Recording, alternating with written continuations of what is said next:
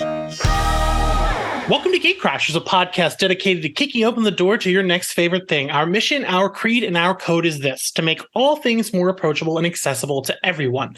We want you to find a universe that you'll fall in love with.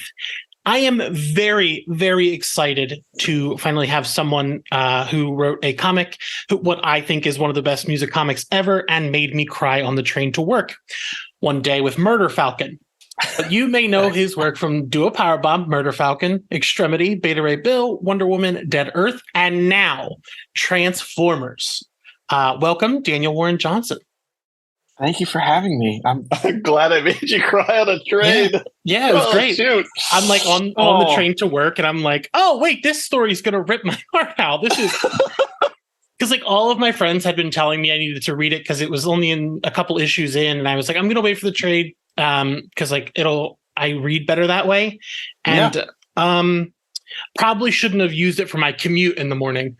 I learned the lesson there. It was an emotional morning, so thank you for that. Of course. So if that didn't tip you off that I'm actually a pretty hard-hitting journalist, so I don't know if you know anything about me, but people know I'm the guy who asks the hard-hitting questions. So I hope you're ready. Bring it on. What's your favorite sandwich? Definitely. Oh shoot, hold on. Like, are we talking like I'm at a sub shop and I get a sandwich? Are we talking like your perfect I'm at home day? And I have cold cuts. Your perfect day. You can get whatever sandwich you want. If it's at home, a specific place. There's a place in Portland called Lardo that's like really, really good. Lardo. Yeah, if you ever travel to Portland, I think they have 3 spots there. Mm-hmm. They're just in Portland, but oh, sorry, one sec. It's okay. My buddy Riley Rossmo just tried to call me. Another. Wow, that's a big one. He's an incredible artist too. He's a good friend too. So Lardo is in Portland, and whenever I go to Portland for like shows or anything, I always make sure to go to Lardo. So I wish that there was a Lardo in Chicago, and there's not. These sandwiches look incredible. They're real good, dude. I you know what, I don't know how they are now because the last time I went was like before the pandemic, but hopefully it's still the same quality. Yeah. All right. Next, whenever I ever get out to Portland, this is like number 1. Wow. Okay. So as a storyteller, your artistic style and the settings you've worked in so far are often very large and fantastical with bold colors by Mike Spicer. But there's always more that meets the eye in your work because you focus very acutely on emotionally grounded, heart-wrenching storytelling with your character work and themes. With Transformers, that is still very true after reading issue 1. How are you approaching telling a relatable, emotional story using one of the biggest franchises ever? It's great. That's a good first question. Actually, second question. That was a great first question, sandwich-wise. That's awesome.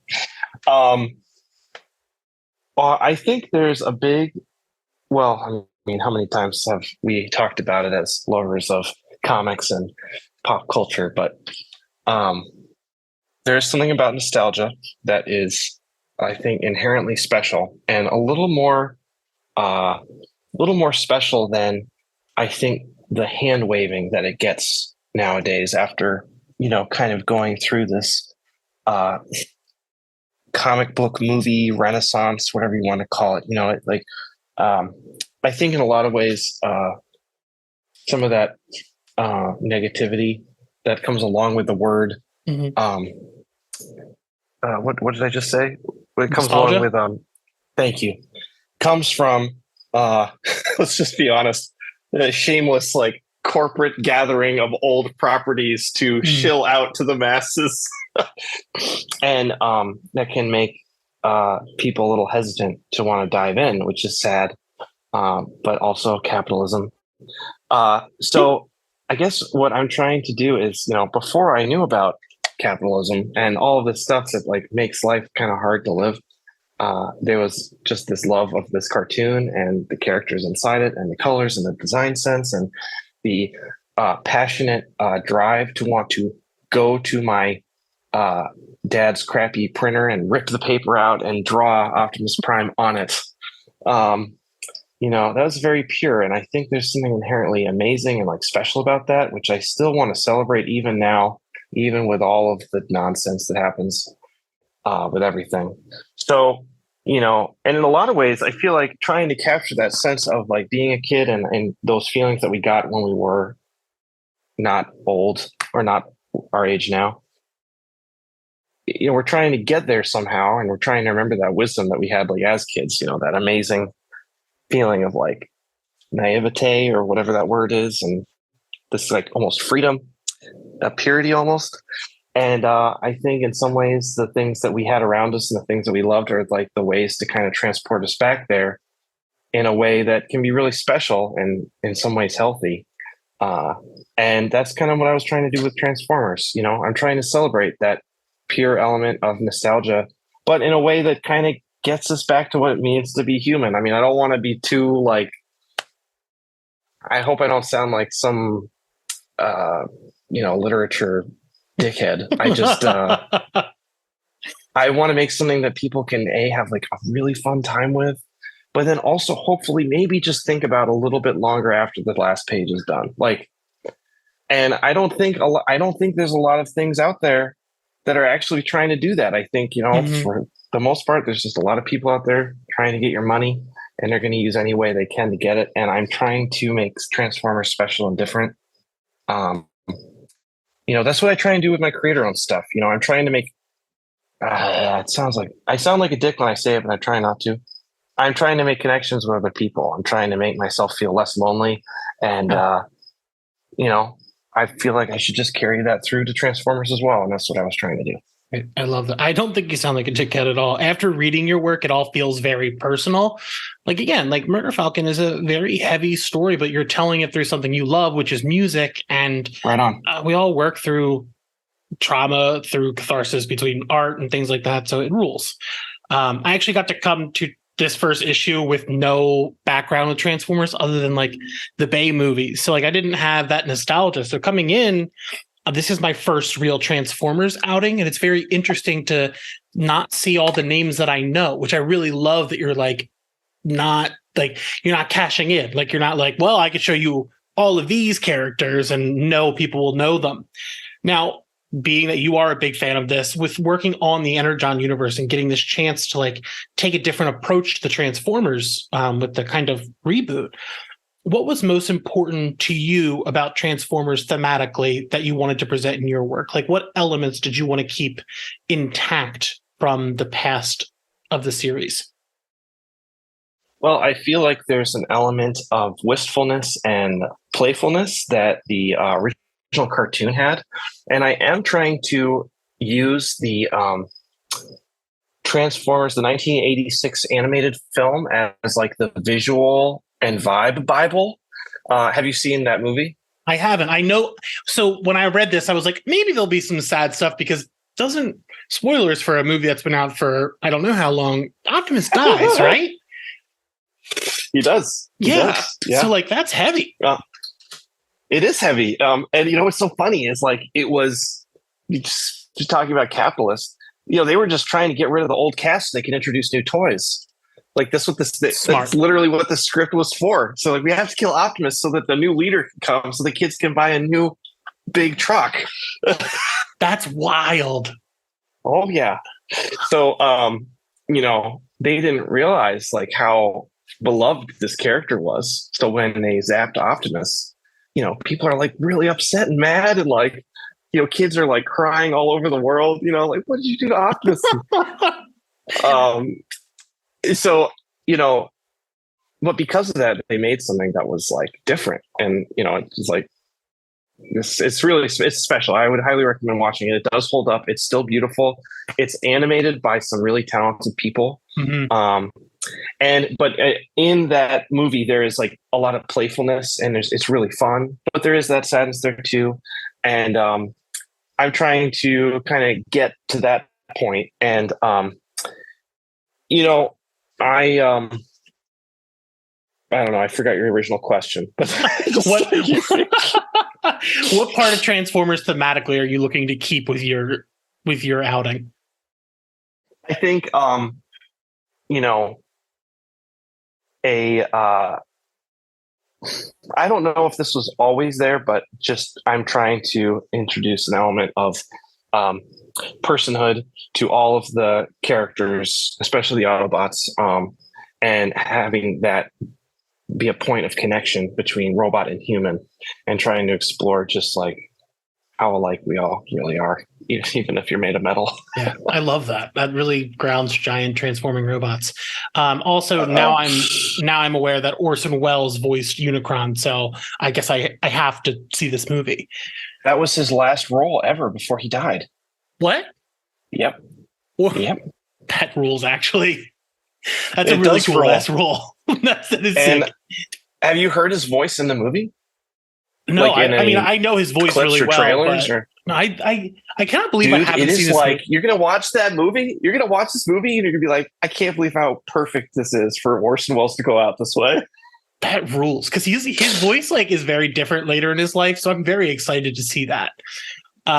So also Leonard Nimoy voice acts in that one too. It's wild. This cast is stacked, even like today's standard. Yep. And like the cartoons weren't getting the same respect that they kind of do now in that way, which is so cool to see like what they put into this. Oh yeah. To sell toys.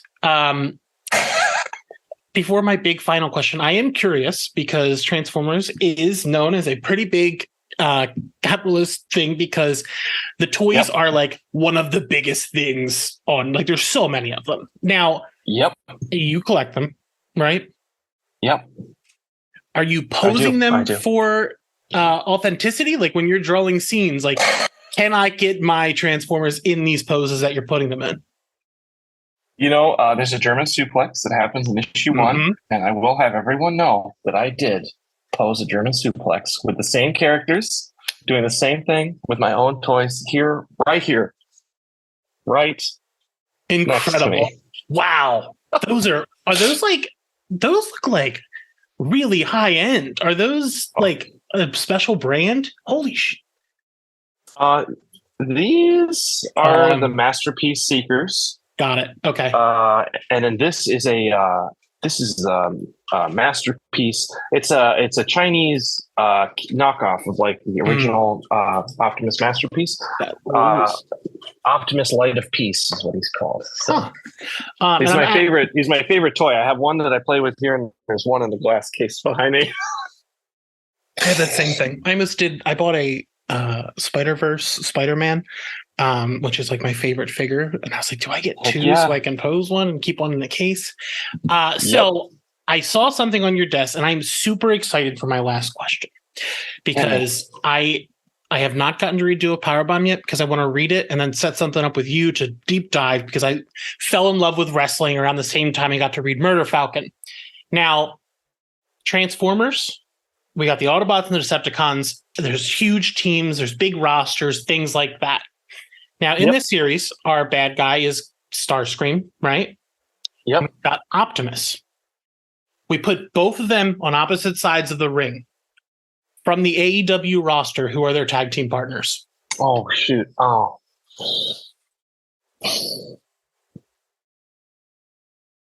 I think, okay, hold on. I'm trying to think.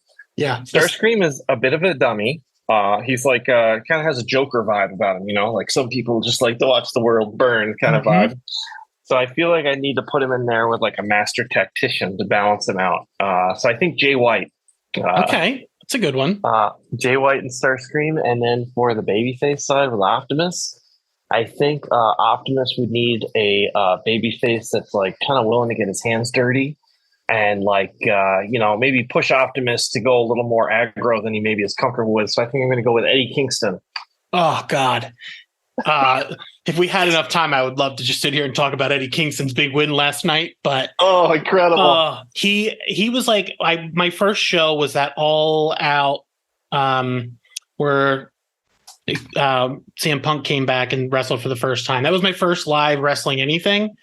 I fell in love with Eddie Kingston the day before because of the D's Nuts thing. I was like, this is my man. So getting to watch him lost grow. To Miro at All Out, right? Yep. I was at that show too. That's wild. This is the first time I've been in Chicago too. That is like probably one of the best like pro wrestling shows I've ever been to. That cage match with the Lucha Brothers. Oh my God. My God. Coming from Yep. never seeing real wrestling in life, I didn't realize the cage was that big. And I was close. Like I was pretty close. I was like, oh my God, this is terrifying. Beautiful match. And then the end with Kenny, and I was just like, this rules. Fantastic.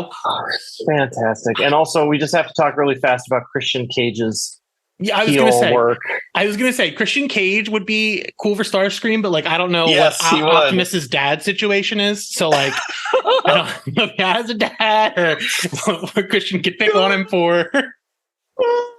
God, it's such every time Christian Cage comes out, I'm like, I'm having a good time. Did you see? I think it was a press conference where he came in. I hope all your dads are doing all right. It's like Christian, like he fully gets it. It's such a good bit. Did you see the one where he orders security to get his daughter? His daughter, like his actual child. He is the best heel. Like getting to like see all this stuff for the first time, like just absolutely rules because it's also like, again, Transformers was new for me. And I'm just like, this is exciting, but I'm very afraid to open that door because again, it's a huge collectible thing. And like, I already have a problem with all the other stuff I'm into. So like that Ninja Turtles, both of them have a renaissance right now. And it's like, I cannot open that door. I will not recover. My last question for you now is, have you seen Kenny Omega wrestle a 9-year-old?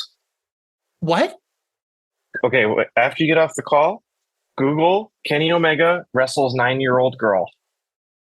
That's wild. You're going to have a good time. He's like, I love that guy. Cool. 9-year-old. Give me one more before I let you go.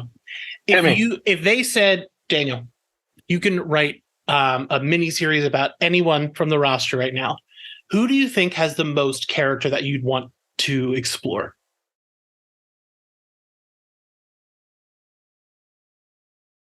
Well, one thing with a wrestling comic like that is I don't think I'd want to do anything that's like, I don't know, like Kenny Omega goes to outer space.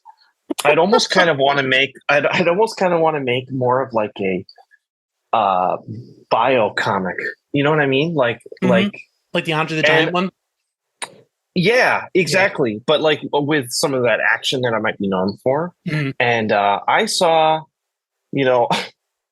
the Book of Hobbs. I really like Powerhouse Hobbs, and I kind of want to do a Powerhouse Hobbs comic where his Book of Hobbs comic is actually my comic book about him.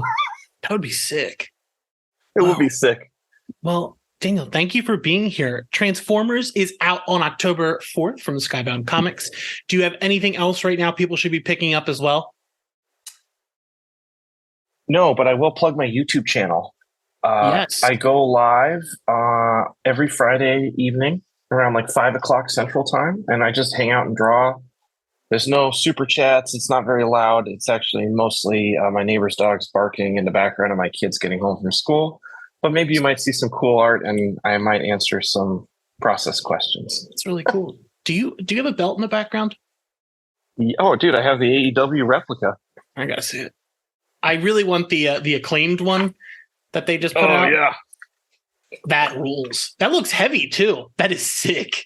It's easily 11 pounds. That is really cool. Damn. I bought it right before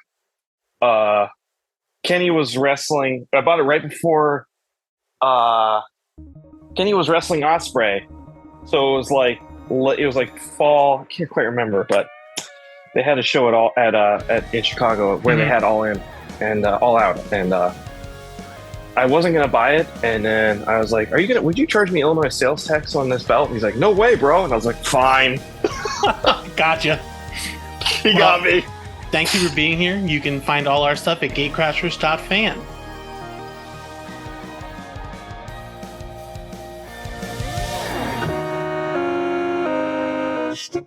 Gatecrashers.